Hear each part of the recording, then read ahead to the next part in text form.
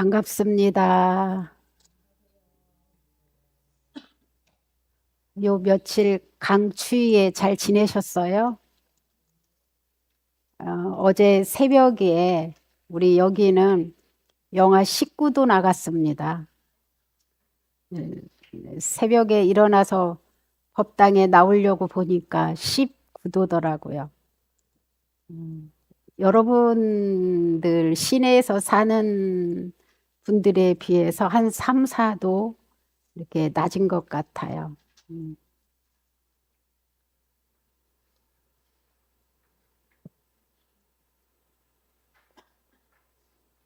오늘은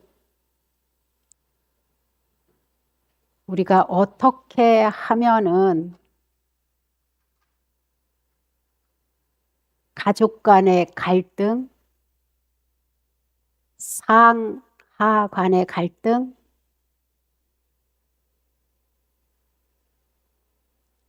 또 동료지간의 갈등,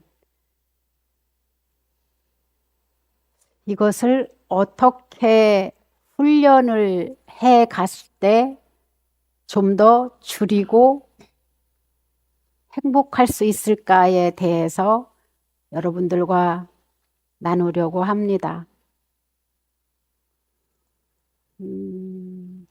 많은 학자들이 연구해 본 결과 가족 간의 갈등이 일어났을 때 그 스트레스 지수는요, 매우 매우 우리의 몸과 마음을 해치는데 그것도 우리나라가 세계 1위라네요.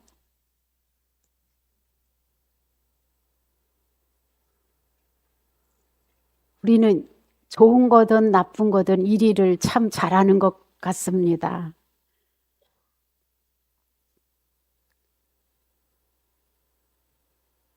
이 관계 속에서 받는 스트레스가 1위인 우리나라가 그러면 이렇게 꼭 나쁘기만 하냐, 이렇게 동전의 양면일 수가 있는데요.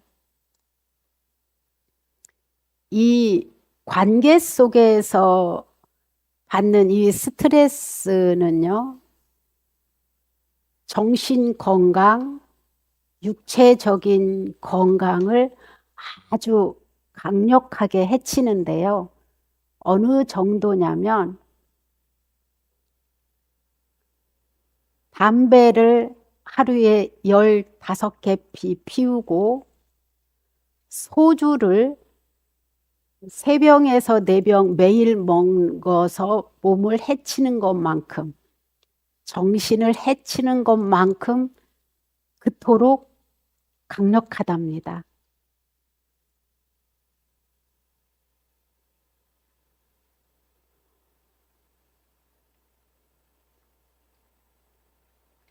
그러면서 점점 몸과 마음이 병들어 가면서 면역력이 떨어진답니다. 그래서 이거를 오랫동안 그런 스트레스를 받게 되면은 이거를 대처해 나갈 정신적인 힘과 육체적인 힘이 없어지고 그 다음에는 병으로 드러난답니다.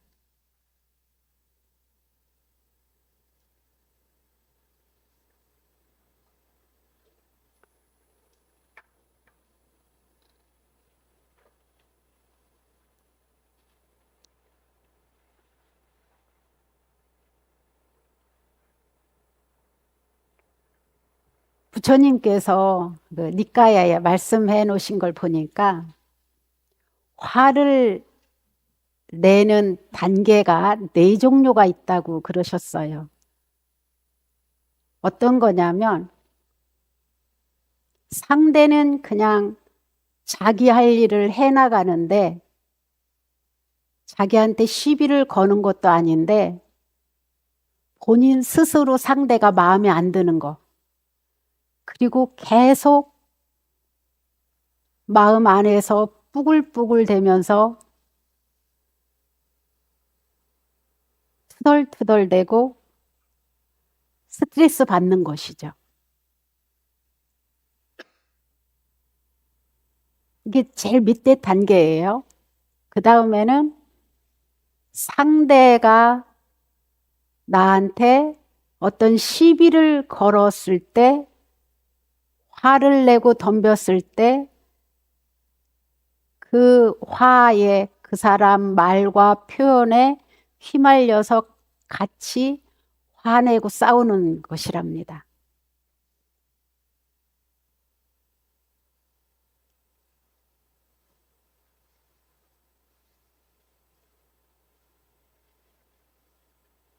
세 번째는 상대가 그토록 나한테 화를 내고 시비를 걸고 싸움하러 덤벼도 참고 있는 단계.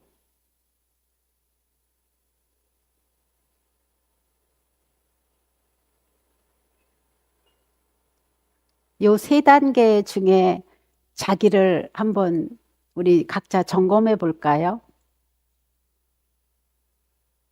왜 이렇게 싸움이 일어나죠? 왜 이렇게 갈등이 일어나죠?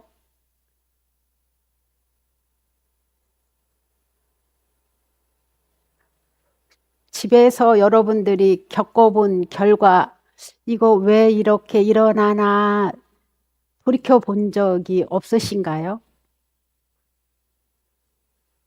네?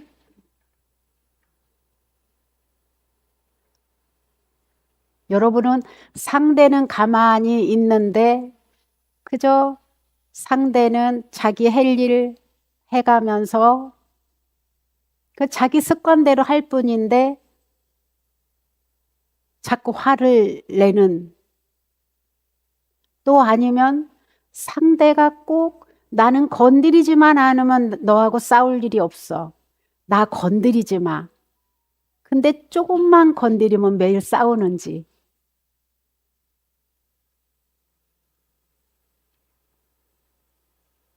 왜 싸우는 것 같아요, 여러분?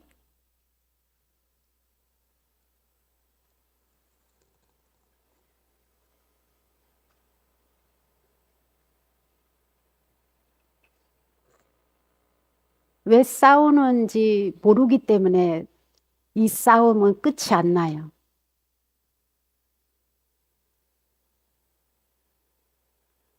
주로 그 우리나라 분들이 너무 똑똑하고 계산 빠르고 영리하고 그러다 보니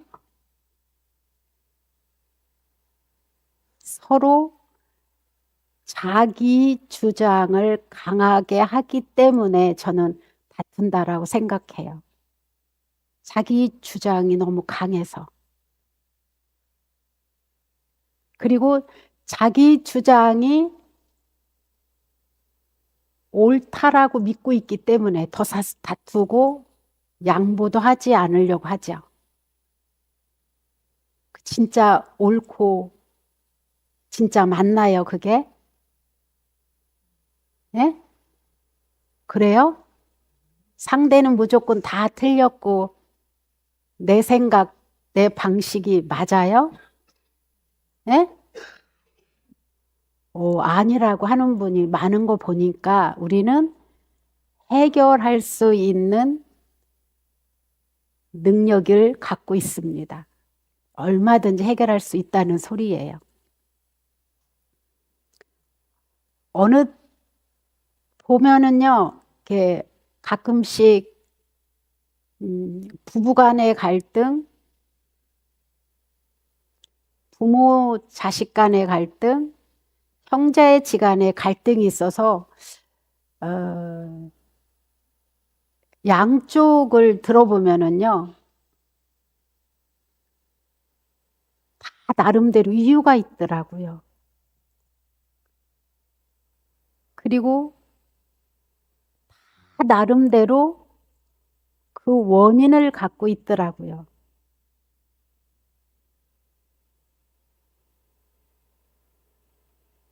그런데 이게 한 가지 거의 방향으로 싸우는 게 30년을 살아도 거의 그 비슷한 걸로 40년을 살아도 50년을 살아도 부부가 부모 자식 간에 형제지간에 보면은 거의 비슷비슷한 문제로 다투는데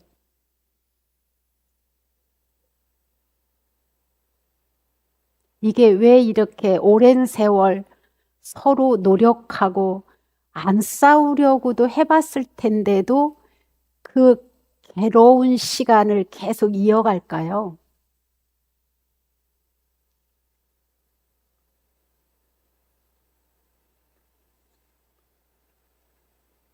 제가 하도 그 부부가 싸움하는 게 에너지가 여기에 오실 적마다 넘쳐서 그 부부한테 주문을 했어요. 제발 그 정도 살으셨으면 포기할 건 포기하고 인정할 건 인정할 수 없냐. 절대 안 된대요.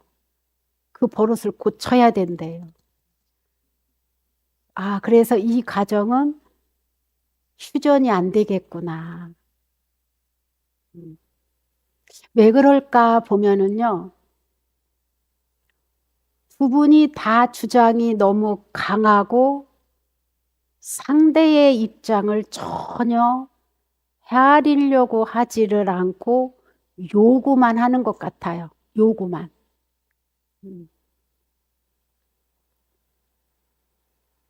너는 결코 이거는 옳지 않아. 당신은 이거는 진짜 나쁜 거야. 매일 그것이 마음에 아주 갈고 닦아요. 그것을. 소질을 개발하고 갈고 닦는 게 아니라 그 사람의 단점을 갖고 어떻게 하면은 그것을 깨부실까 하는 그 마음을 가지고 갈고 닦고 계시더라고요. 그래도 화가 잔뜩 났는데 참을 줄 안다면 이분은 자제력이라도 있고 자기 자신을 조금 돌아볼 수 있는 지혜가 있는 거예요. 근데 문제는 참는 것은 결코 좋은 방법이 아니에요. 언젠가는 터지기 때문이에요. 밥솥에 밥을 익히기 위해서 스팀을 최대한으로 공기를 압축하고 압축해 쓰고 뭐 할 때 공기를 빼요? 스팀을 빼요? 네?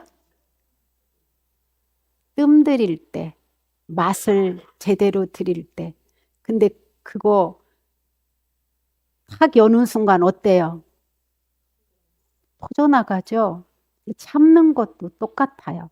그래서 이것을 참는 사람, 꼭 할 말이 있고 남이 막 공격하는데도 남편이나 자식이나 형제들이 누군가가 공격하는데도 꼭 참고 있는 사람은 늘 조심해야 돼요. 왜? 언제 폭발할지 모르기 때문에.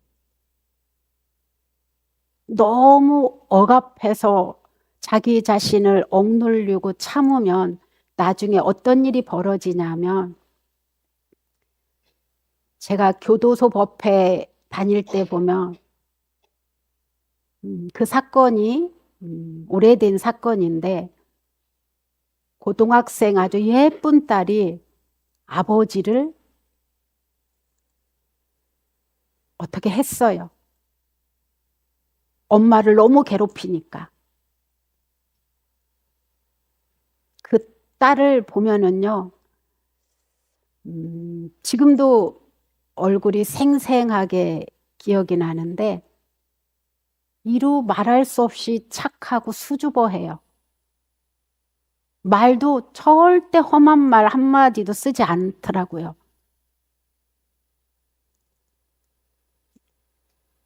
이렇게 참고 억누르는 것, 이것은 어느 계기에는 반드시 터지는 거기 때문에 제가 지금 말씀드린 1, 2, 3, 세 가지 모두가 사실은 다 원인이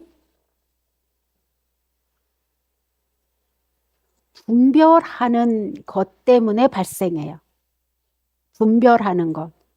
너는 틀리고 나는 맞아. 너는 나쁜 짓을 하는데 나는 착해. 나는 옳지만 너는 결코 그러면 안 돼. 이게 있어요. 마음 안에. 이걸 보고 우리 불교에서는 분별심이다 이렇게 말해요.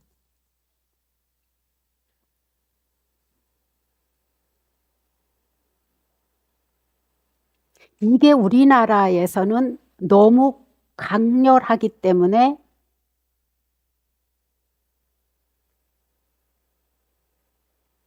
갈등으로 인한 스트레스가 세계 1위로 올라갈 수 있지 않았나.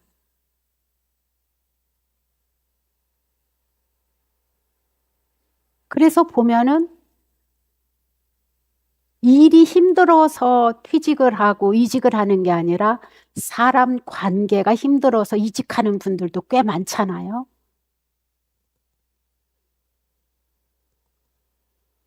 근데 이것을 우리는 올해부터는 우리들끼리만이라도 저는 바꿔갔으면 합니다. 많은 분들이 요즘 유튜브에 빠져서요. 저하고 가끔씩 그 유튜브로 불교 수행을 하고 있는 분들을 통화를 해보면 무슨 일이 있을 때마다 그 스트레스와 해결책을 유튜브 법문을 듣고 해결을, 그 법문을 들었더니 이런 해결책이 나왔어요. 그 어떤 내용을 보니까 그게 저더라고요. 이런 얘기를 참 많이 해요. 그런데 이거는 일시적인 마음의 위로는 될지언정 훈련하지 않으면 절대 근본적으로 해결은 되지 않습니다.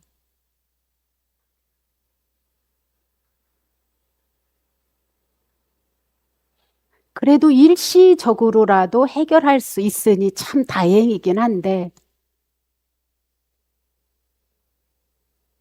그러면은 부처님은 어떻게 하셨냐? 네 번째 단계인 최상, 최고 가장 훌륭한 방법인 이것은 어느 날 부처님께서 탁발을 나가셨는데 어느 한 사람이 자기 아들이 우리나라처럼 몇 대 이렇게 외아들인가 봐요. 몇 대 외아들인 거야. 그런데 인도나 우리나라나 아들은 대를 이어가야 된다는 어떤 의무를 아들한테 부여합니다.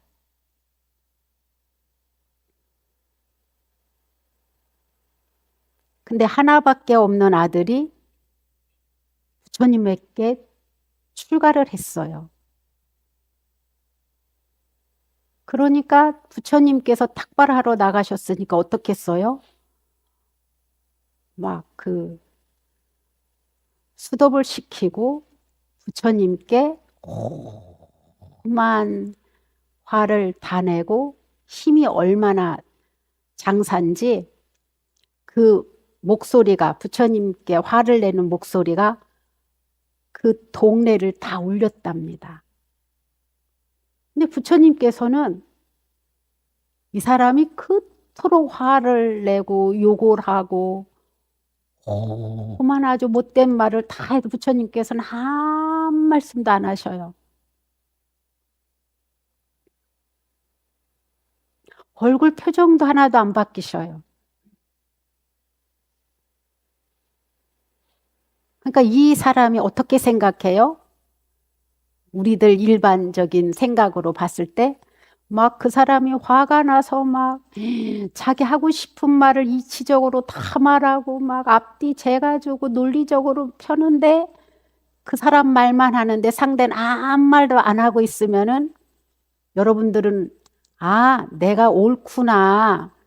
내가 이제 이겼구나 생각하죠. 뭐 이 사람은 막 기세가 당당해서 막 하고 싶은 말을 다 해버리는 거예요. 그런 다음에 그래도 부처님께서 아무 표정도 없이 가만히 계시니까 내가 결코 당신을 끝까지 이겼죠? 이렇게 말해요.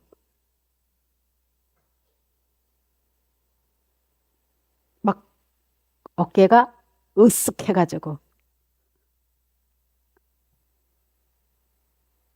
그러고는 그것도 분이 안 풀려서 이제 승리를 했다 싶으니까 흙을 집어서 꾹꾹 눌러서 부처님을 향해서 던져요.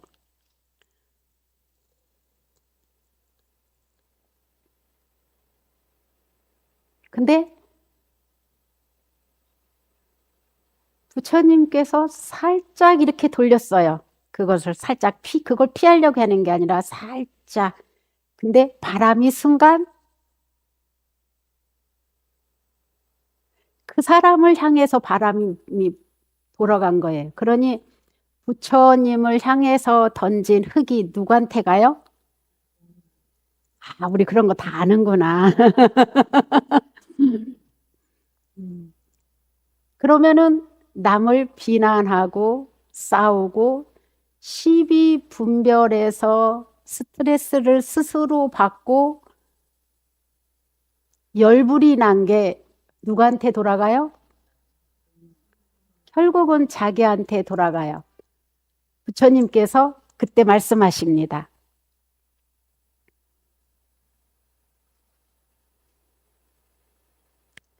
남에게 던진 그 악한 말이 뒤돌아서 자신한테 가는 줄도 모르는구나.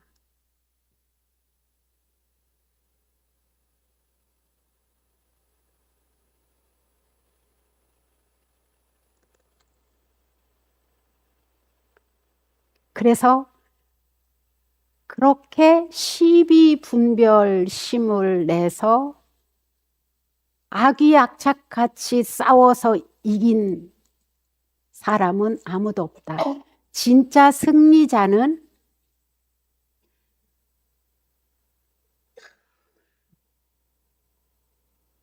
어떤 경우라도 있는 그대로 자기 마음에서 일어나는 것을 알아차려서 더 이상 참을 것도 없고 화가 일어날 것도 없고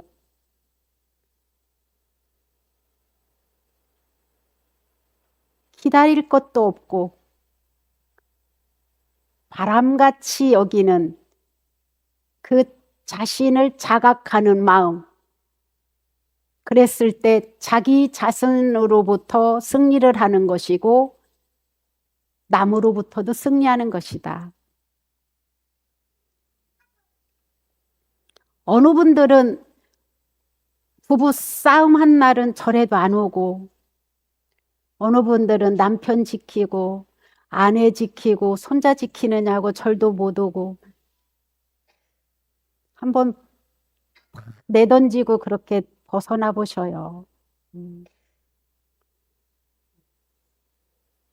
그 상대한테 향한 그 자기가 옳고 자기가 바르고 상대는 못됐고 잘못됐다라고 하는 이 인식이 있는 한 우리는 마음의 평안이 찾아들기 어렵습니다.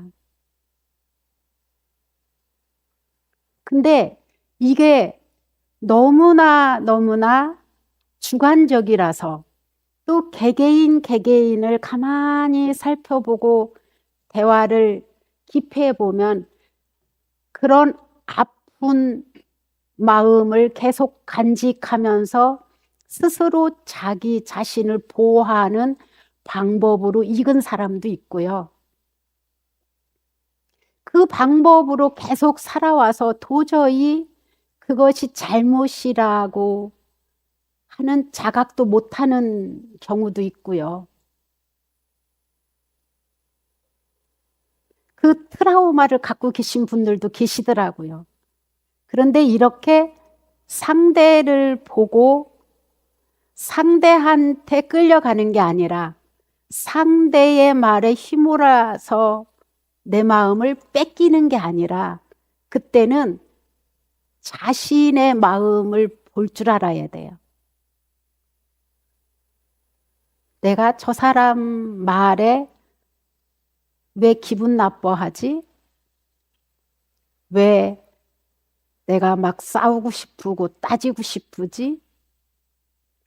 상대하는 거에 끄달려 가면은 이미 상대한테 진 거예요, 사실은.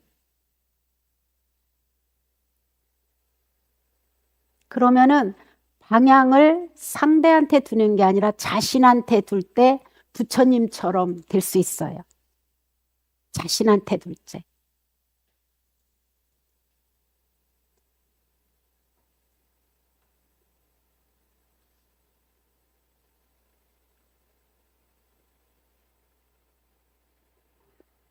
그리고 자기가 큰 소리 쳐서 상대가 아무 말 안 하는 그 가정마다 부부가 끝까지 싸우는 집은 휴전이 어렵고 그런 분들을 이렇게 보면 그분한테서 미세먼지와 초미세먼지가 심각할 정도예요. 옆에서 숨쉬기가 어려울 만큼 그분에서 나오는 그 강력한 에너지가 또 있어요.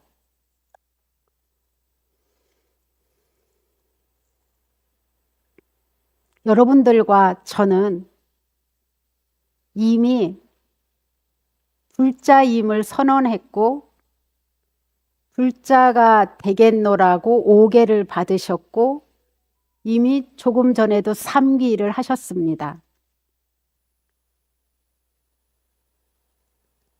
그러면 우리들은 부처님이 우리들한테 본을 보이신 대로 하는 것이죠. 트라우마가 있으면은 아, 내가 이런 트라우마가 있구나 자꾸 자각을 하셔야 돼요. 그리고 인정해야 돼요. 자기 자신을. 아, 내가 또 성질 부렸네. 아유, 내가 또 그렇게 트집을 잡았구만 혼자. 아유, 내가 왜 참견하지도 말아야 될 걸 또 참견했네. 우리는 참견하는 게 내가 잘났기 때문에 참견하는 거잖아요. 너는 틀렸어. 내가 하라는 대로 해 이거잖아요. 남들은 남들 사는 방법을 또 익혔어요. 그죠? 근데 우리는 내가 알고 있는 방식대로 해야 돼.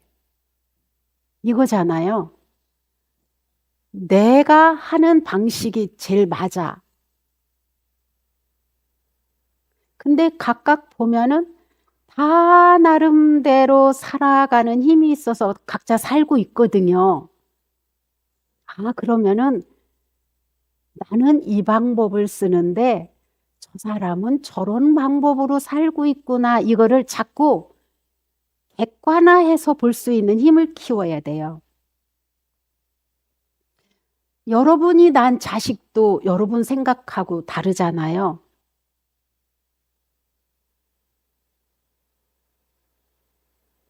여러분 뱃속에서 저도 우리 모친 뱃속에서 10달을 살다 나왔는데도 우리 모친하고 닮은 게 뭐가 있나 많이 살폈어요. 우리 모친이 저한테 뭐를 요구하실 때마다. 그런데 앞에서는 네, 그럴게요. 알겠어요. 걱정하지 마세요. 우선 대답은 해요. 근데 다음에 제가 고쳐져 있지 않아요. 또 뵈러 가면. 그러면은, 그러니까 밥을 많이 먹으라고 했잖아요. 뭐를 어떻게 먹으라고 했잖아요. 네, 그러게 고치겠습니다. 그러면은 이게 싸움이 안 돼. 근데, 아이, 내가 알아서 먹을게요. 너무 걱정하지 마세요. 그러면은 저희 모치는 벌써 눈물이 글썽글썽해 있어요. 표현은 안 하는데. 왜 저러시지? 그러면 이제 그런 말씀을 드렸어요.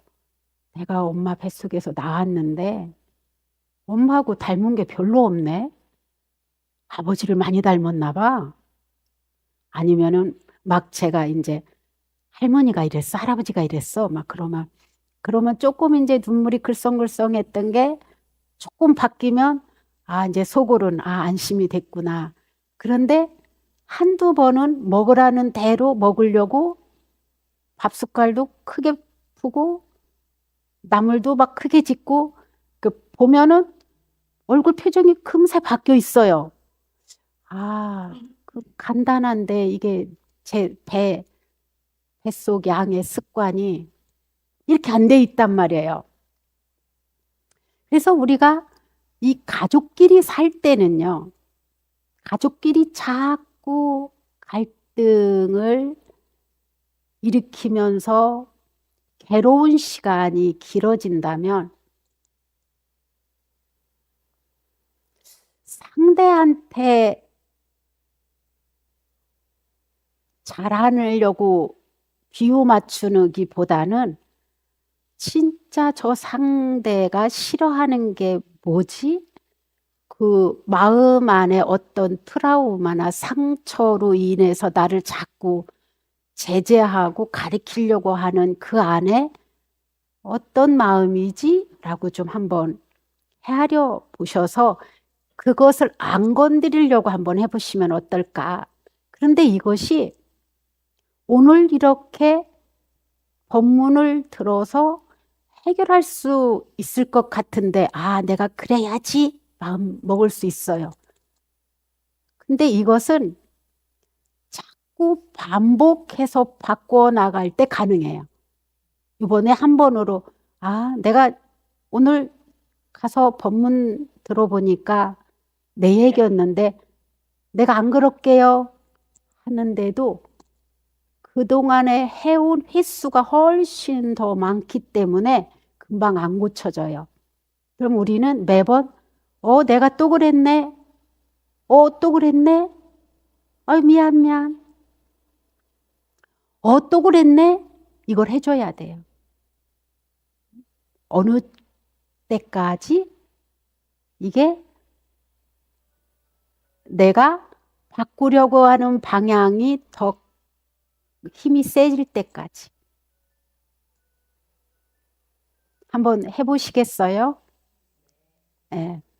그래서 우리가 가장 사랑하고 이해해줘야 되고 서로 보호막이 돼줘야 될 관계가 왼수가 돼서는 안 됩니다. 상대방의 마음을 자꾸 그렇게 헤아리고 내 마음도 살피려고 하다 보면 어느 결에 아유, 저 사람이 저래서 그렇구나 하는 이해하는 마음이 어느 결에 생겨요. 관심을 가져주면. 내 마음에도 관심을 가져주고 상대의 마음에도 관심을 가져주면. 아기가 땡깡 피고 말도 못하는 아기 울 때 우리 관심을 가져주는 자비로운 엄마 덕분에 아기가 울음을 그치고 자라날 수 있잖아요. 그죠? 관심을 가져줬으면 좋겠어요. 무엇을 요구하기보다 관심을 가져줘서 저 사람의 저런 아픔이 있구나. 나한테 저걸 요구하는구나. 나한테 바라는 게 저거구나. 이렇게 그러다 보면은 이해가 가면 나중에 어떤 마음이 생기냐면 연민심이 생겨요. 연민심. 연민심이 뭐죠?